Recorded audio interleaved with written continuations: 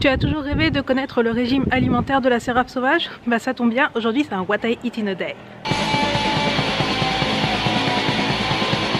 Est-ce que cela étonnera quiconque que je commence ma journée par du café? Je suppose que non. Donc j'ai fait ma cafetière en entier et je vais aller en boire 2 premiers mugs dans mon lit parce que je vis dans 10 mètres carrés, donc je n'ai pas d'autre endroit où aller boire mon café.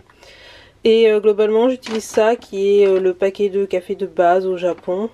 Et ce qu'il faut savoir c'est que le café ça coûte extrêmement cher. Un paquet comme ça me coûte 500 yens, donc quasiment 4 euros.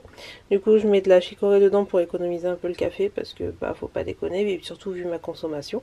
Généralement ce que je fais c'est que je bois mon café en répondant à mes commentaires. Donc là on est lundi, du coup j'ai fait une vidéo hier, donc je vais aller répondre à mes commentaires. Généralement je lis mes mails de clients si j'en ai, etc. En buvant mes 2 premiers mugs de café et après seulement je suis en bon état. Allez, ciao. J'ai bu mes 2 premières tasses de café, du coup il est temps de manger. Du coup hop, du pain. Du coup avec mon pain j'utilise ceci, donc ceci vous le voyez hein, c'est du homemade. C'est tout simplement de la confiture de framboise en provenance directe de chez mes parents. Quand je suis rentrée en France en décembre, ce que j'ai ramené dans ma valise globalement c'était uniquement de la bouffe et notamment de la confiture de framboise du jardin parce que j'adore ça, que du coup quand tu as été élevé à la confiture du jardin, la confiture industrielle c'est juste pas possible.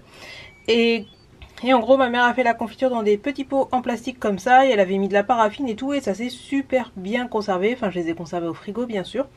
Du coup j'ai de la confiture de framboise de Sologne. Et globalement il est 9 h, donc ma journée va commencer. Je bosse aujourd'hui à la maison, je bosse pour mes clients.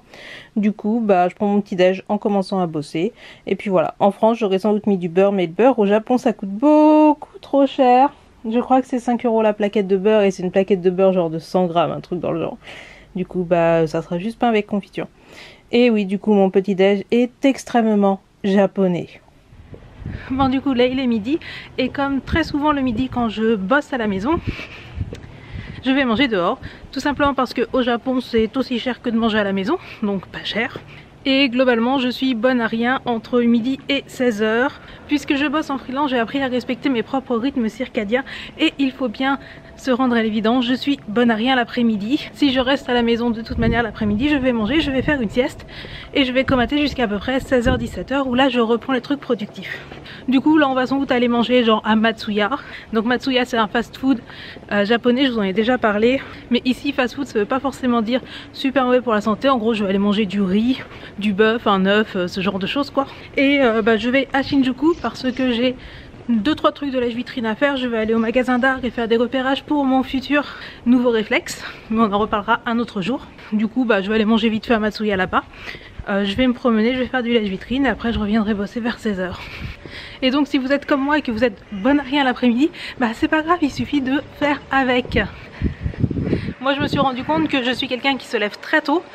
Donc je me lève généralement à 7 h, je suis assez productive de 7 h à midi. Par contre l'après-midi il faut rien me demander. Et le soir c'est là où je dessine le plus et où je peux faire le plus d'activités créatives. Donc le matin je fais les trucs un peu chiants. Allez on va manger.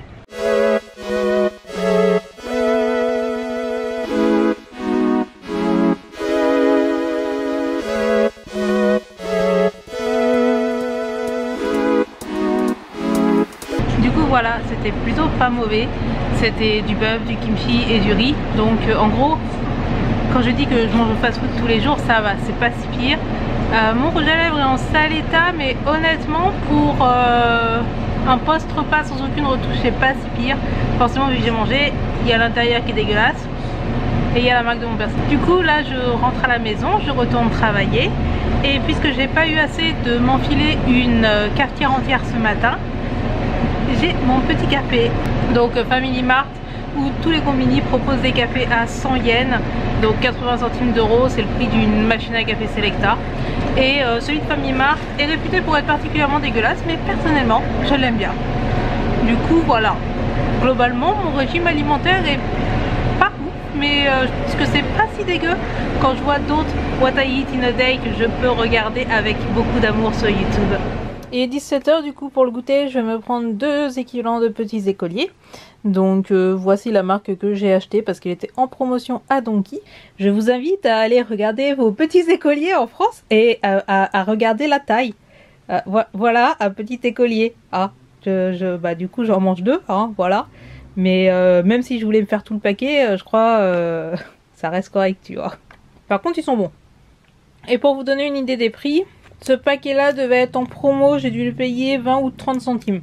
Mais bon, vous voyez la taille des biscuits quoi. Bon, et bien voilà, c'est le soir. Donc ce soir, je vais manger des gyoza comme tous les soirs. En fait, tous les soirs, je mange des gyoza parce que j'aime bien les gyoza et parce que j'aime bien manger tout le temps la même chose. J'espère que vous ne me prendrez pas trop pour une chelou.